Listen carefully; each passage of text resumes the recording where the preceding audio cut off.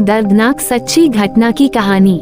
कहते हैं जिंदगी और मौत के बीच बस एक लम्हे का फासला होता है, और कभी कभी वो लम्हा सैकड़ों जिंदगियों को लील लेता है। 12 जून 2025 अहमदाबाद एयरपोर्ट पर चहल पहल थी। गर्मी के दिन थे, लेकिन एयर इंडिया की फ्लाइट I-171 अपनी तय समय पर लंदन के लिए उड़ान भरने को तैयार थी।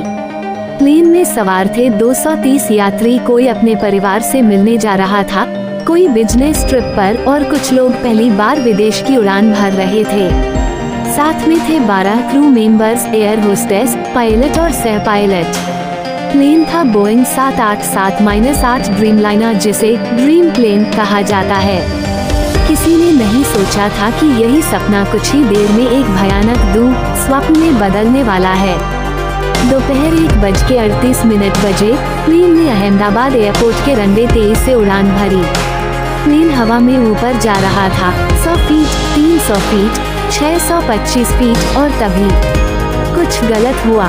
प्लेन की ऊंचाई रुक गई और फिर धीरे धीरे गिरने लगी।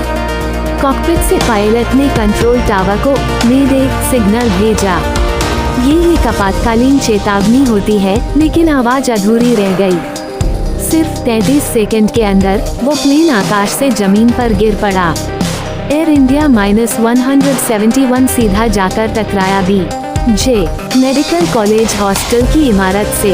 विस्फोट इतना भयानक था कि हॉस्टल की दीवारें टूट गईं, आग की लपटें पूरे इलाके में फैल गईं। पूरा प्लेन जल रहा था, लोग चीख रहे थे, कुछ जिंदा थे लेकिन झुलस चुके थे, और ज्यादातर के पास भागने का मौका भी नहीं था। वहाँ के छात्र, मेडिकल स्टाफ और आम नागरिक भी इस मंजर का शिकार हुए। 241 लोग उस दिन हमेशा के लिए दुनिया से चले गए, लेकिन मौत की उस अंधेरी रात में एक किरण बची। सीट 11A पर बैठे विश्वास कुमार रमेश, एक 32 वर्षीय ब्रिटिश भारतीय यात्री। वो इमरजेंसी एग्जिट के पास बैठे थे।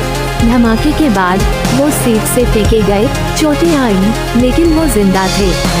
ग्रेटर दैन मेरे चारों तरफ सिर्फ आग थी, लाशें थी और शून्य सा सन्नाटा। मैं सोच भी नहीं पा रहा था कि मैं कैसे जिंदा हूँ। विश्वास की आंखों में आंसू थे। उन्हें तुरंत अस्पताल में भर्ती किया गया। प्रधानमंत्री मोदी ने खुद उनसे बात की और कहा, ग्रेटर दैन आपका बचना किसी चमत्कार से कम नहीं है। घटना के बाद पूरे देश में शोक की लहर फैल गई। टाटा ग्रुप एयर इंडिया ने मुआवजा घोषित किया, 1 करोड़ रुपए मृतकों के परिवारों को। DNA टेस्ट के जरिए शवों की पहचान की जा रही थी। हर परिवार के सामने सिर्फ एक सवाल था, क्यों? जांच एजेंसियों ने प्लेन का ब्लैक बॉक्स निकाला। इसमें कॉकपिट की आवाजें थीं, आखिरी पल की चीखें, पायलट की परेशानियां और अचानक आई चुप्पी। विशेषज्ञों के मुताबिक संभव है कि टेक ऑफ के समय प्लेन के फ्लैप्स और गियर्स में गड़बड़ी हुई हो, या हो सकता है कि दोनों इंजनों ने थ्रस्ट देना बंद कर दिया हो। सब कुछ सिर्फ 30 सेकंड के अंदर हुआ। इतना कम वक्त की पायलट चाहकर भी कुछ नहीं कर सकता था। इस हादसे ने हमें ये सिखाया कि जिंदगी कितनी अनिश्चित है। कल क्या होगा कोई नहीं जानता, लेकिन इसने ये भी दिखाया कि कभी कभी एक सीट, एक पल, एक निर्णय किसी की जान बचा सकता है। जो चले गए उनकी यादें हमेशा रहेंगी, और जो बचे वो इस दर्द के साथ जीना सीख जाएंगे। एयर इंडिया फ्लाइट 171 सिर्फ एक हादसा नहीं, एक इतिहास बन गया है जो हमेशा याद किया जाएगा। श्रद्धांजलि उन सभी को जो इस हादसे में मारे गए। इस वीडियो को देख रहे सभी दर्शकों से निवेदन है, अपने जीवन को प्यार करें, हर लम्हे को जिएं। ओम शांति, ओम शांति।